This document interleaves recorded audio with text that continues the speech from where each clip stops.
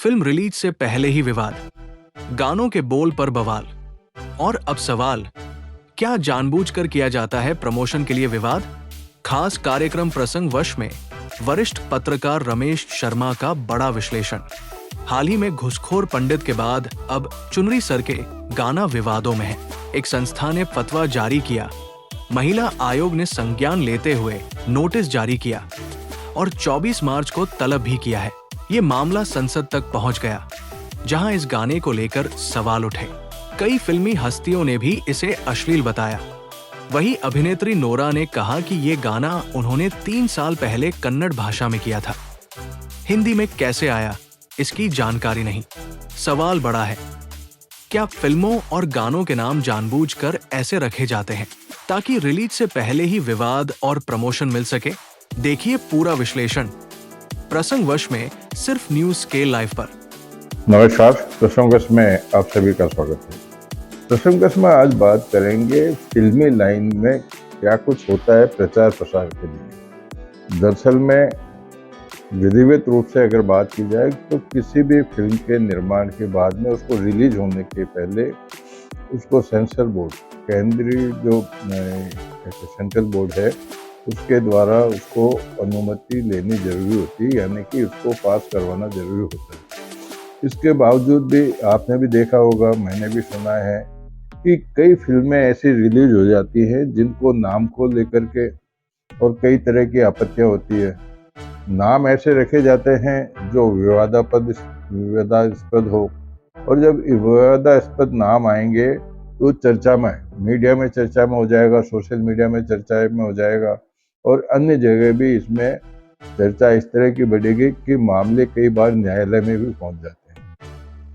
दरअसल में मैं जहाँ तक व्यक्तिगत रूप से समझता हूँ कि इस तरह के जो नाम रखे जाना या विवादित किसी भी प्रसंग को फिल्म में शामिल किया जाना अपने आप की जो फिल्म है उनकी खुद की, उसको प्रचारित करने की एक विधि माना जा सकता है। लेकिन इस बारे में गारंटी से कुछ नहीं कहा जा सकता। लेकिन जिस तरह के हालात देश में देखने को मिल रहे हैं फिल्मों को लेकर के, उससे तो ये अंदाजा तो जरूर लगा ही जा सकता है, भले इसमें सच्चाई कितनी भी हो।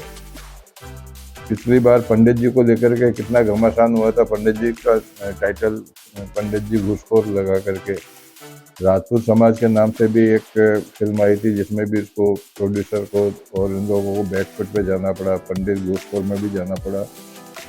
और अभी पिछले 3-4 दिनों से जब एक फिल्म जो अपकमिंग है, जिसको केडी के नाम से कहा जा रहा है, उस फिल्म के एक गाने ने पूरे हिंदुस्तान के अंदर हलचल मचाई हुई है।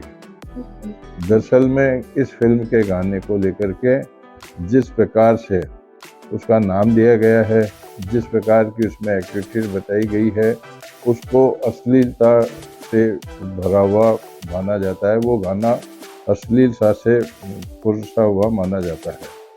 केडी फिल्म में नोरा फतेही और संजय दत्त द्वारा यह गाना जो गाया गया था, इसको लेकर के काफ़ी विवाद है। इस विवाद को लेकर के गाने का नाम तो आपको पता ही होगा, क्योंकि काफ़ी कुछ ये चर्चा के अंदर आ चुका है, सर के चुनरी। अब इसका मैं तो अगर इसका उल्लेख करूँगा तो मैं खुद भी इसके लिए इसको उपयुक्त नहीं मानता हूँ। सुंदरे जो सर के चुनरी का मतलब अपने आप समझ जाना चाहिए कि इसका मतलब क्या है। तो सर के चुनरी का मामला सबसे पहले तो यह आया कि इसके गाने को यूट्यूब पे जारी किया गया।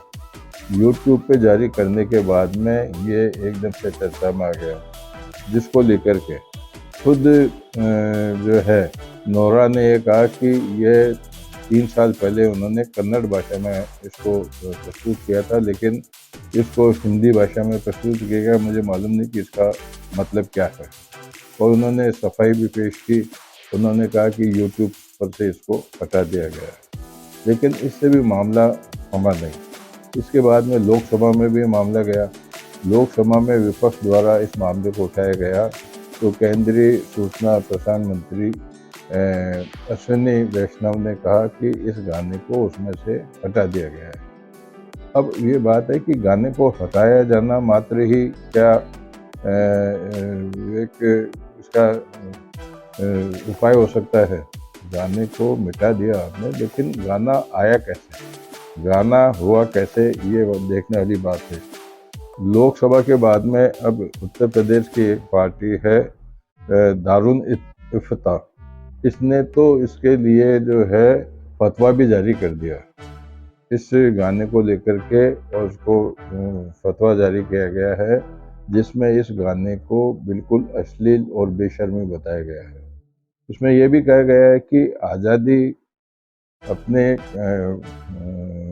अपना वक्तव्य जाहिर करना आज़ादी ज़रूर हो सकती है, लेकिन अश्लीलता फैलाना एक गलत चीज़ है, जिसका उन्होंने ये भी बताया कि शिक्षा के क्षेत्र में इसको हराम माना जाता है। मतलब कुल मिलाकर के इसकी जो है विरोध की सारी चीज़ें होने के बावजूद भी इस मामले में अभी चर्चा थम नहीं रही है। और इसी बीच में महिला आयोग ने भी इस मामले को गंभीरता से लिया है। प्रसंज्ञान देते हुए उन्होंने संबंधित जितने भी लोग हैं उनको नोटिस जारी किया गया है। नोटिस के साथ साथ में नारायण और किरण कुमार को भी इसमें नोटिस जारी करके 24 मार्च को महिला आयोग के सामने पेश होने के लिए कहा गया है। दूसरी तरफ बात करें कि खुद कई कलाकारों ने, अब क्योंकि कंगना रनौत कलाकार के बाद में अब वो राजनेता भी हो गई है, लेकिन उन्होंने भी इसको गाने को अश्लील बताया। उन्होंने तो इतना भी कहा है कि आज तक के फिल्मी इतिहास में इस तरह का उन्होंने पहली बार इस तरह का कोई मामला देखा है। कुल मिलाकर के अब जो कहता है, अगर मतलब आम बोली की भाषा में कहा जाए इसको, तो इसका गाने का गली गली में शोर हो रखा है इसको।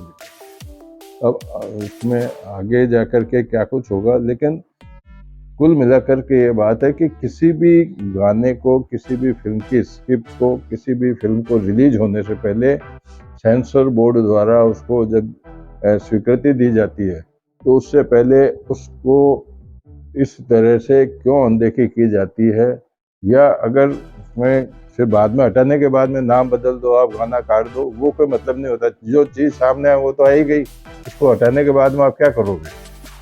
लेकिन आवश्यकता इस बात की है कि इस तरह के जितने भी मामले आते हैं, उन मामले को किसी भी तरह से रोकने का प्रयास किया जाना चाहिए। कानून की सख्ती से पालना होनी चाहिए। आज के प्रसंग को इसमें विराम देते हैं। कल फिर किसी प्रसंग के साथ मैं आपके सामने उपस्थित होऊंगा। तब तक के लिए नमस्कार।